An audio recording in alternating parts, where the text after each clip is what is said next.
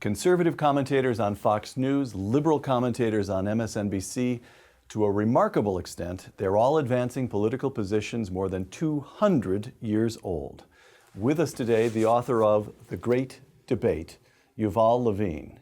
From the offices of the Wall Street Journal in Washington, D.C., Uncommon Knowledge, now.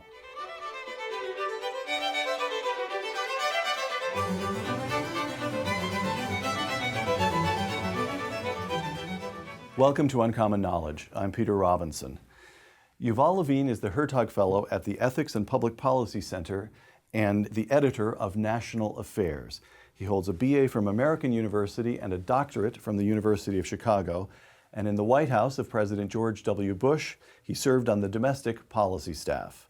Dr. Levin is the author of The Great Debate, Edmund Burke, Thomas Paine, and the Birth of Right and Left. Yuval Levin, welcome. Thank you for having me. The Great Debate, quote, the late 18th century was the scene of a great Anglo-American debate about the meaning of modern liberalism, close quote. What was going on in the late 18th century? Well, of course, a lot was going on in the late 18th century. The striking thing about it is just how much was going on. It's a period that we think of as defined by the French Revolution, by the American Revolution.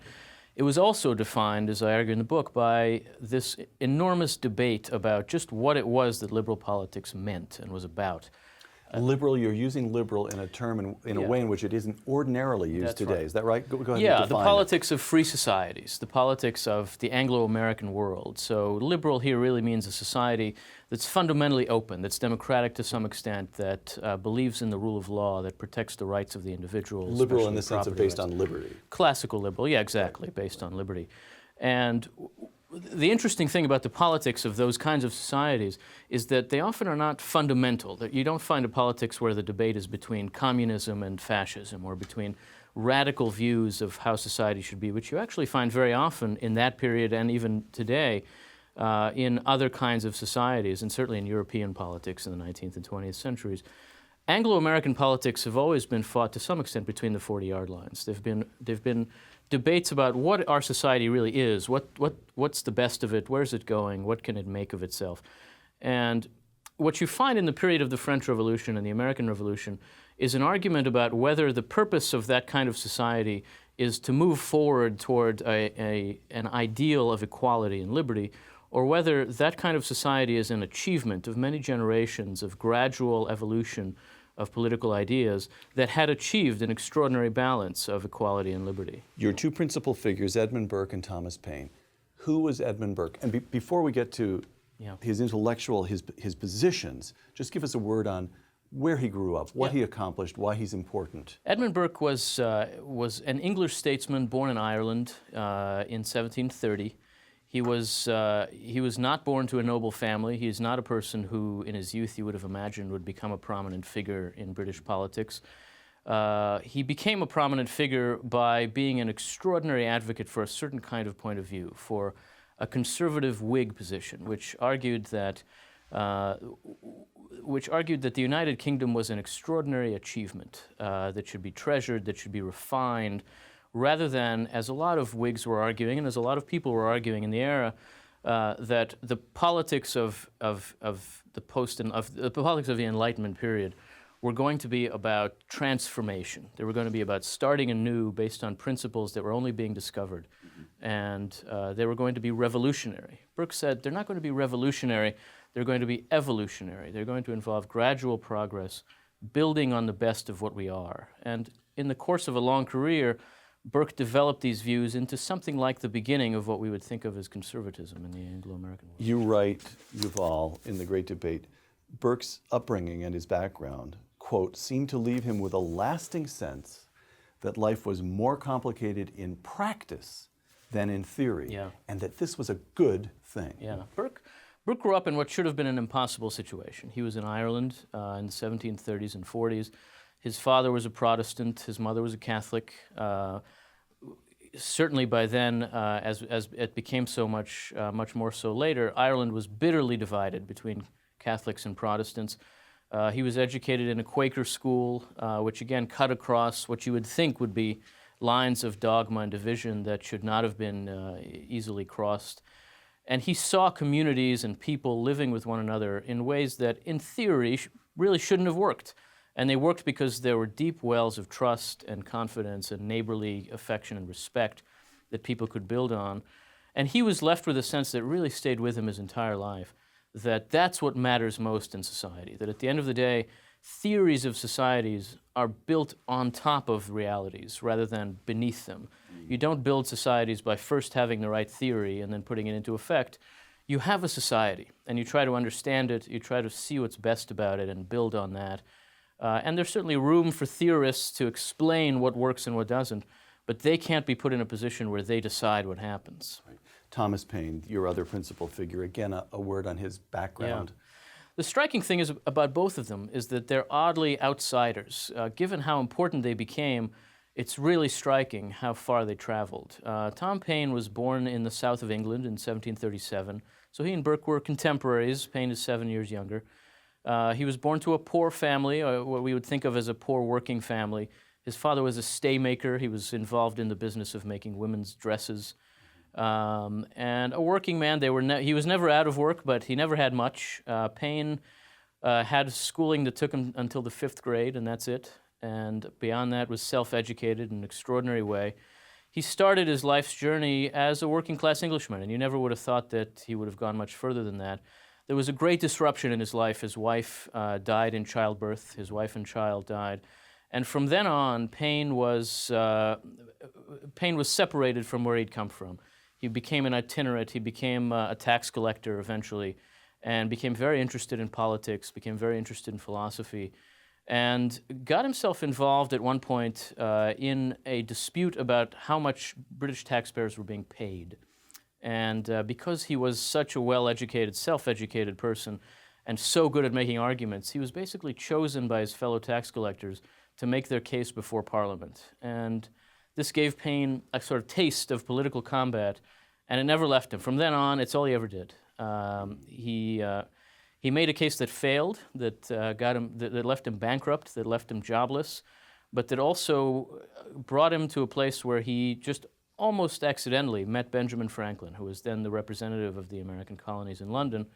Franklin was always a talent scout and could see something in Paine. And he said to him, you're at a place where you seem to be stuck. You should go to America, start over. Don't tell them you were a tax collector. Just show them what you can do. And he went to Philadelphia. Within a few months, he was the editor of the Pennsylvania Magazine and became a huge figure in the intellectual life of Philadelphia in a period that, of course, very quickly became a war for independence. Again, the great debate. Paine's background gave him, quote, a lifelong ingrained sense that the laws of justice are clear and simple. Yeah. Burke is all complexity. Right. Paine is simplicity and clarity. And it comes up again and again in their writings and in their debates with one another. Paine's father was a Quaker, and Paine was very deeply affected by the simple commitment to justice of the Quakers. And he always believed that at the end of the day, justice means helping the weak and not the strong, helping the weak survive the assaults from the strong. And he was always deeply moved by a desire to see that sort of justice vindicated. So, last setup before we move to their different positions, last point that we need to understand, which is the cataclysm, 1789, the French Revolution. Yeah. Both of these men write their great works defining their thinking against this event. Reflections on the Revolution in France is Burke's masterwork, published 1790. Paine publishes Rights of Man 1 year later, 1791. You write that, I'm quoting you again, Thomas Paine was a self-declared and unabashed revolutionary. Burke's response to the revolution was an intense and fiery opposition to developments in France. You better give us one paragraph on the French Revolution. Well, so it's important to know first that the two of them found themselves more or less on the same side of the American question in the previous decade. Right. Paine, of course, one of the great voices for independence, he wrote Common Sense, he wrote the Crisis Papers, was really very important in persuading Americans of the value of the movement for independence. Burke came at it from a different direction, but became persuaded very quickly that, in fact, the British government was in the wrong, that although Parliament might have the right to tax the colonists as it was doing, it was a mistake to do it. And within a fairly short period of time, he became persuaded that there was just not going to be a way to fix this and that Parliament should just let them go. He was an opponent of the war and essentially, effectively, a champion of American independence. And so Burke had a name in America. People knew who he was because he was one of the few members of Parliament who made a case for the Americans. You note, though, that Burke never once in all his speeches and private correspondence refers to what takes place in the what would soon become the United States as a revolution. Well, that's right. He calls it the American War sometimes. Most of the time he calls it a civil war, a war among Englishmen. And he not only never uses the term, Burke seems never to have thought of the American Revolution as a revolution. He thought the Americans were trying to protect their rights as Englishmen, that they were being denied those rights by their own government. They were essentially conservative. Yeah, they wanted to preserve the way of life they'd always had, which was as quite free Englishmen abroad. And suddenly Parliament was making demands on them, was not giving them representation. And Burke came to the conclusion that these people were basically trying to protect what they had, and that the American Revolution was as he said of the English Revolution of 1688, was a revolution averted, not made. That they managed to keep what they had. Right. Okay. So let's. I mean, trying to get this book into what this is like trying to reduce an ox to a bouillon cube. Right. But let's do our best. So let me just take you through a few of the concepts that contrast between Burke and Paine. Contrast, if you will, Yuval, Paine's natural society with Burke's historical society. Give us Paine. What does he mean by natural society? We could start this way. I would say the important thing to understand about their debate is that it was a real debate. The two of them, as you say, engaged one another, especially over the French Revolution. Burke wrote his attack on the Revolution, the reflections on the Revolution in France. The next year, Paine writes a defense of it that was explicitly a response to Burke. Burke then responds back. There's an actual back and forth. There are also personal letters between the two of them. By the way, one thing that comes through in your book, the quotations from these men, if I may, it mattered. Yeah, right. These were not bright men playing intellectual games. Right. It mattered to both of them. And this is, in a sense, where I'm going and answering the question about how they thought about nature and society. They got at a lot of philosophical questions, and their debate was deeply philosophical in a lot of ways, but it was also very practical. It was a debate about an event that was ongoing, which they both understood themselves to be involved with. Paine really, quite literally, he was in Paris. He knew a lot of the people at the center of the French Revolution quite well. And Burke saw the revolution as a danger, as a threat to the stability of the British system. And so they were arguing about events, they were arguing about politics, but both of them understood that at stake in that were also deep questions of philosophy, political thought, and deep questions even of anthropology, of what it was that the human being was and what society owed the individual. And so what the book tries to do is to break down their debate in these thematic ways, to understand it in its parts and then put it back together as a debate about a historical event. And when you do that, what you find is that at the bottom, both of them begin from assumptions about the relationship between nature and politics. Both assert that their way of thinking about politics is based in an understanding of nature. Paine's argument for this is maybe more familiar to us. Paine basically says that politics has to answer to natural law and to natural rights, that human beings are best understood as individuals, that society is a function of individuals joining together by choice to form a union for their common protection, for their common benefit, and that the whole purpose of that union is to serve their needs and their rights, because that's what it was formed for. Human beings, as he sees them, are always free, are always equal, and they've joined in society to make sure they can live that way. And that's what society in the end owes them. That they are endowed by their Creator with certain unalienable rights. That shows up right in the preamble to the Declaration of Independence. Yeah, and it comes from Locke. It works right through the kind of tradition of what becomes British radicalism, and it's very, very central to Tom Paine. It is what it's all about for him. So nature for him is a source of principles. Paine's idea of nature is like a kind of Enlightenment physics idea. It's like Newtonian. Nature gives us principles, which we can then apply to the way we live or to what we find around us. For Burke, nature gives us models of organisms. Nature is what's out there. It's what we observe. And he thought his politics was an answer to nature, too, that it begins from a sense of the human being as embedded in a social reality, as always living in a world that existed before him, and it's in some way answerable to that world. And so for Burke, human beings are always social creatures. It doesn't make much sense to think of the human person before society because no human person's ever lived that way. And so to build your entire idea of politics on a thought experiment that could never have been real seemed to him not the best way to start to think about political principles. The limits of reason, the great debate. Thomas Paine viewed reason as a profoundly liberating force that can help man learn his rights and establish governments equipped to guard and champion those rights. Now you quote Paine himself. Thomas Paine wrote, "There is a morning of reason rising upon the subject of government that has not appeared before," close quote. Burke, you write, politics ought to be adjusted not to human reasonings but to human nature, of which, you're quoting Burke himself, of which the reason is but a part and by no means the greatest part.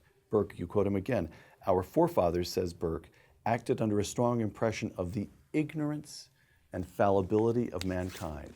So Paine has a new dawn of reason, and Burke says, never forget the ignorance and fallibility of mankind.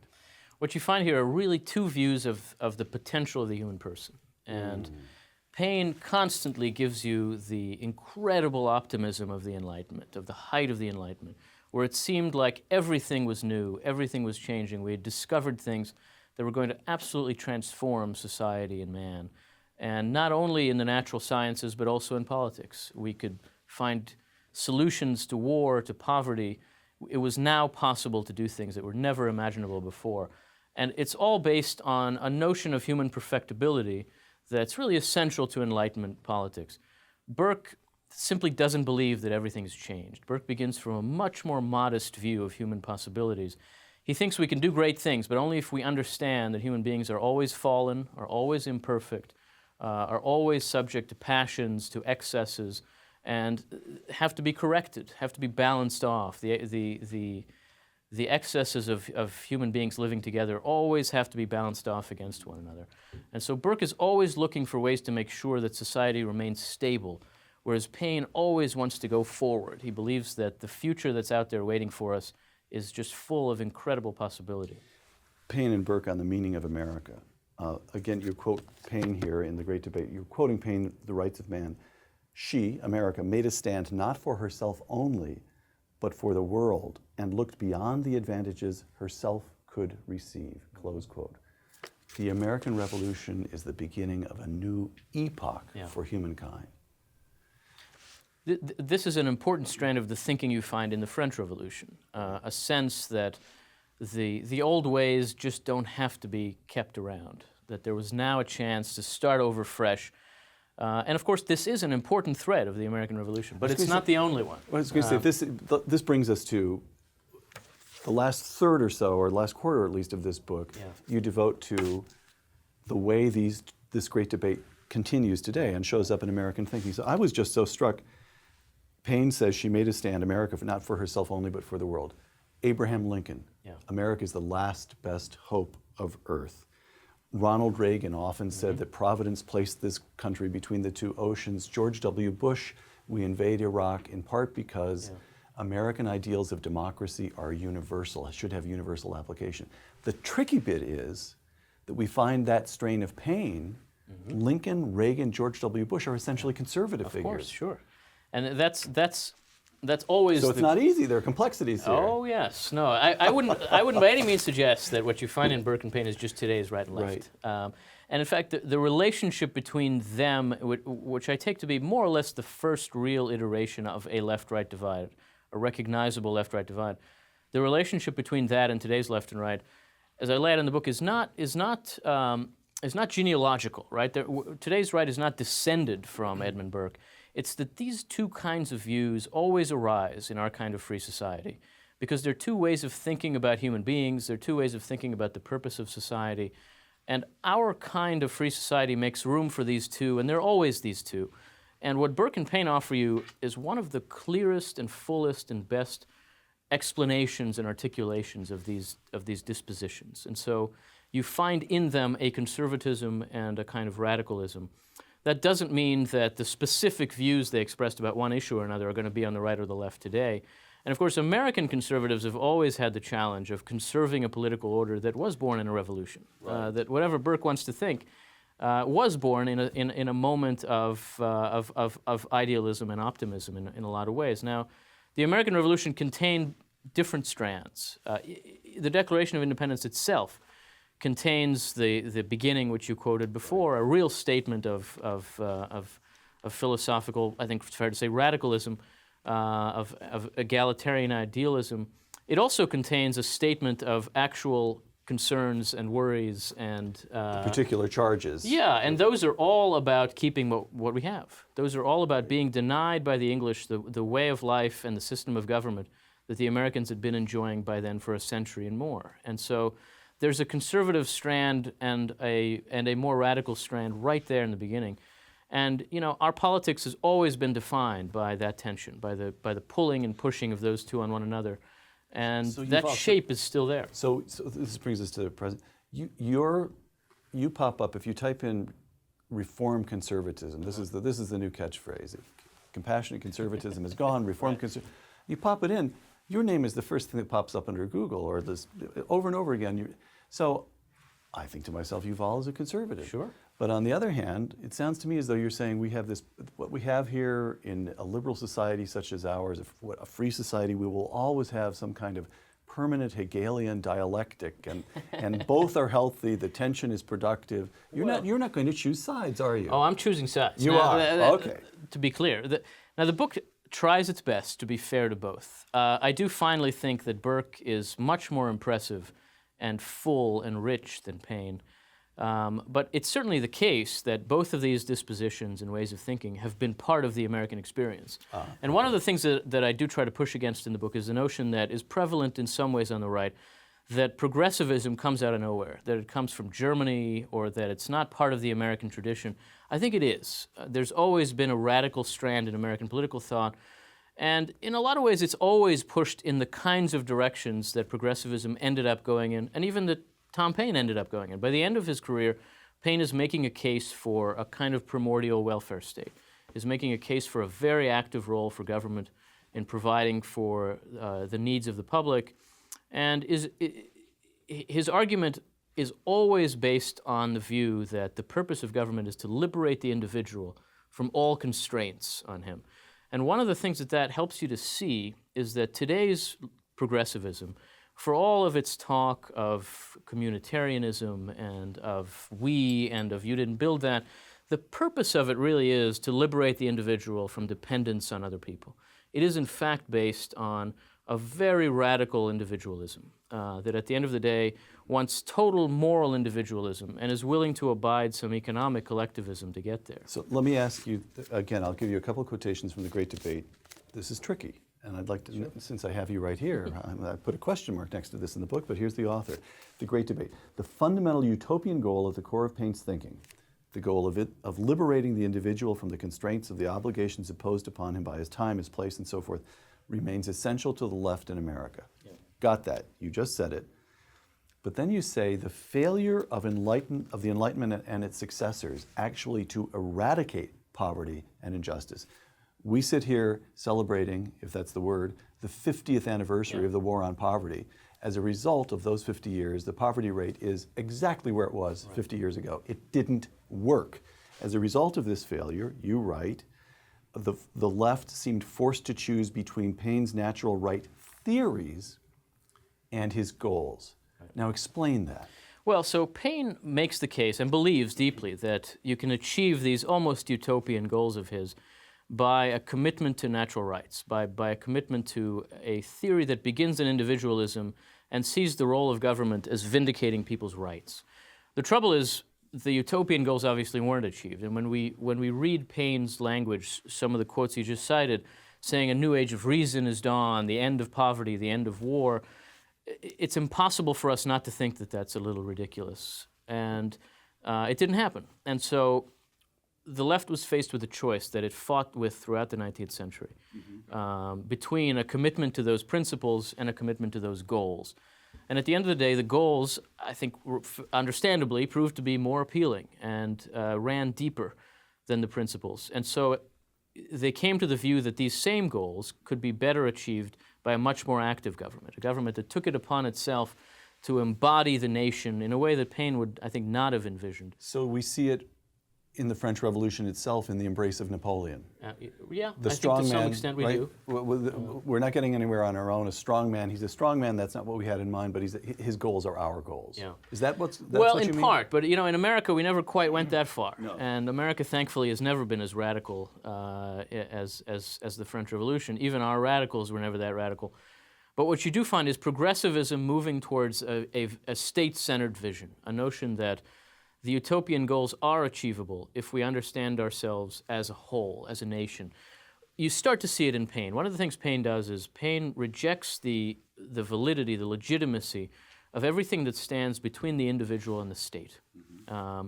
He thinks there are individuals with rights, and there's a state that exists to vindicate their rights. The people choose their leaders, and everything that's in between, be it civil society, religious institutions, civic institutions, strike him as lacking democratic legitimacy. These are power sources that are not elected. He describes them as a wilderness of turnpike gates between the individual and his rights. And he wants to clear them all out so that what you have is the state and the individual. This is still very much the underlying agenda of a lot of progressives who think seriously about these questions. But to Burke, those turnposts are what make life worth That living. is society. For Burke, society is what exists between the individual and the state. And the whole purpose of the state is to sustain a space for that society. So one of the things you find when you read a lot of Burke and Paine is all of the metaphors that Paine uses are metaphors of motion. They're all about getting there. And all of the metaphors that Burke uses are metaphors of space. They're metaphors of building and of sustaining a space in which people can live thriving lives as they understand them. And so the purpose of society is to sustain a kind of stability that allows people essentially to live out what they understand to be best. Let me just toss out a couple of present-day issues, and you tell me how you see the great debate continuing in them now. Obamacare. Well, so Obamacare gets at one of the great divisions between Burke and Paine, which we began to get to in talking about reason, which is basically a difference of opinion about the kind of knowledge that's available to us in society and in politics. I think of it as there being three kinds of differences between them. One is a difference of disposition. So Burke begins by being grateful for what is good about society. Paine begins by being outraged at what is bad about it. Another is a kind of anthropological difference. Burke begins, as we were saying, with a very low notion of the potential of the human person. He's very skeptical of utopianism, of the notion of perfectibility. He thinks we're trying to make the most of a very imperfect kind of creature here. Paine has a much higher view of that. But the third one, which is really critical to a lot of our political debates today, is about knowledge, is about what kind of knowledge is finally available to us in society. Paine is a great believer in government as a tool for applying technical knowledge to solve social problems. Remember, he flows from Enlightenment science. He's a big believer in a kind of science of society that can allow us to address poverty, to address inequality, to address social problems. And so he thinks it's possible at the end of the day for government to be in the business of applying technical expertise. Burke says society is much too complicated for technical solutions, fundamentally technical scientific solutions, to really work. And his idea of knowledge, one of his great innovations, is a description of social knowledge, of knowledge that's dispersed, that, as he puts it, and Friedrich Hayek likes to quote this a lot, society benefits from knowledge that no one in particular possesses, that society as a whole possesses. It's contained in the shape of its institutions, in its traditions, in the structures it's created for itself, a lot of which seem very odd and complicated and needlessly complex and intricate. But they've evolved and they work. But yeah, they're the way they are for a reason, Burke says. And although we may not know the reason, we know they work. And so for him, social problems can best be solved by creating circumstances in which local knowledge can be applied at the local level. If you look at the healthcare debate, which is a debate I spent a lot of my time on, it's basically about that question. That's the whole debate. At the core of the debate, there's a question, and the question is, how do we balance cost and access and quality in healthcare? Liberals say, we know how. There's a science of this. There's health economics. There are these great guys at MIT who know how to do this.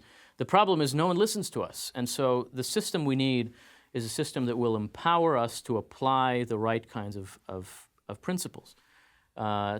to define for everybody what the insurance product needs to be, to tell the insurers to sell it, to tell the consumers to buy it, Right. and we can call that a market at the end of the day if you want to.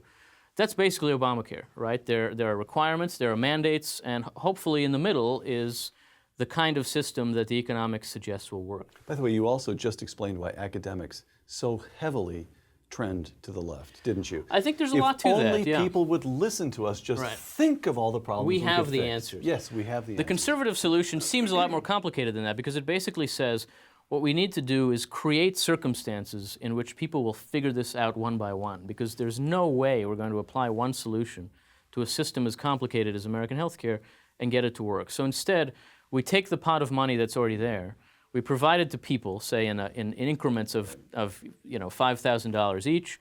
The insurers now have $1 trillion sitting there in $5,000 increments, and if they can figure out how to sell an insurance product that people will be happy with, they're going to make a lot of money.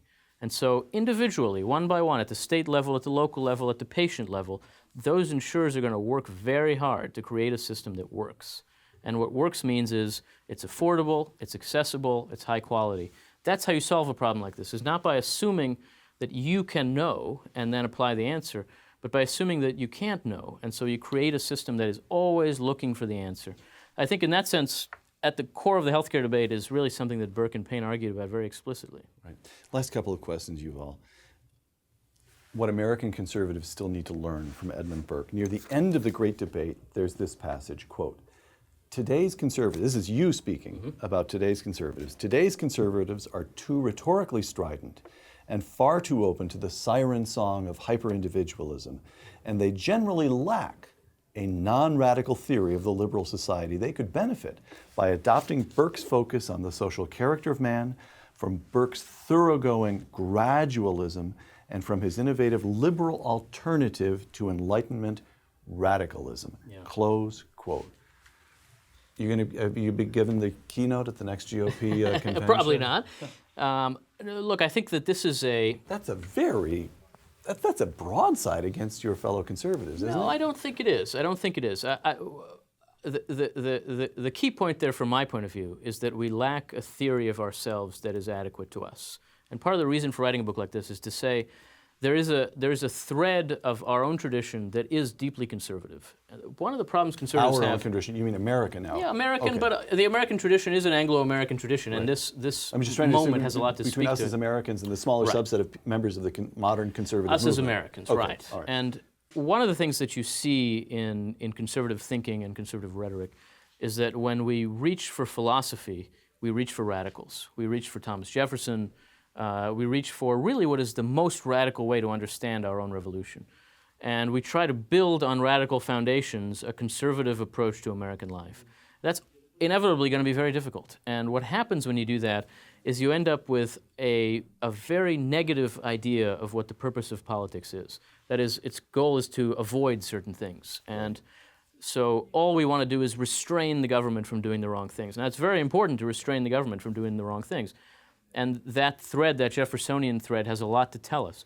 But it's not the only one. There's another way of understanding what the liberal society is, which is not that it begins from these radical principles and its purpose is to achieve them, to make them real in the world, but that it arrived at these principles by becoming, over time, a great society. A society that balances equality and liberty in extraordinary ways in practice, and that what we need to do is preserve the best of that society and refine it by building on the best to address the worst. To my mind, that's a kind of definition of conservatism, to build on the best of what we are, to address the worst of what we are. And one of the things that should lead you to do is to be involved in politics and policy, to think that there is a positive role, a way to build on ourselves, a way to make America more like its best self. I think conservatives today are too quick to recoil from policy. Too much the party of no. Yeah, too much the party of no. We know what we're against, and we should be against it. But we need to have a much better idea of what we're for. And I think understanding Burke's kind of conservatism has a lot to teach us, both about the need to be involved in politics, so to fix small problems before they get so big that they invite really radical solutions, and about the way in which we ought to be involved in politics, which is to show our fellow citizens that we are trying to build on the best of what we have in common. Yuval, last question.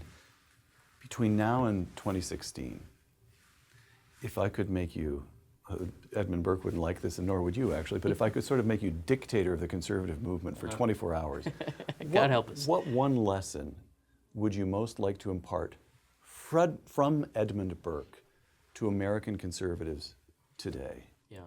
I would say, again, that it is about the need to be engaged in policy arguments, that what conservatism offers is not just less of the liberal welfare state or the liberal welfare state at a cheaper price, which is roughly what we're kind of doing now.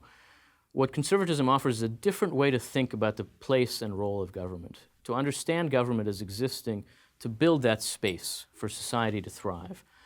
And that means that we have to be engaged in proposing policy ideas. You started out talking about reform conservatism. Yes. I wouldn't say I love the term, but that's what it means. It means conservatives who are offering specific, concrete policy proposals that would embody this very different way of thinking about what government is for. So it's not enough to be the party of no, although it's useful from time to time, and it's not good enough to be the stupid party. Well, no one wants to be the stupid party. Although it's easy and enjoyable Yes. sometimes. All right, I've got it. Yuval, thank you very much. Thank you. Appreciate it. Yuval Levin, author of The Great Debate, Edmund Burke, Thomas Paine, and the Birth of the Right and Left. Thank you. For the Hoover Institution and the Wall Street Journal, I'm Peter Robinson.